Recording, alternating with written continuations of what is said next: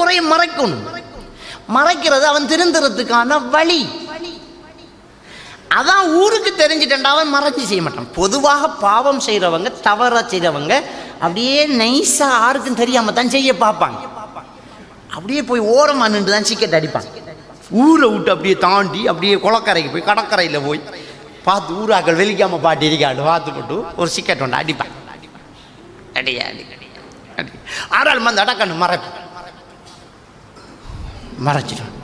மறைக்கக்குள்ள நாம கண்டுக்காம போனா சரி, டேய் சிக்கெட் அடிக்காயாடா அண்டு கேட்டா கண்டுட்டேலா, ஓ சிக்கெட்டான் அடிக்க நம்ம நீங்கள் கண்டா இன்னும் என்னத்தை மறைக்குது.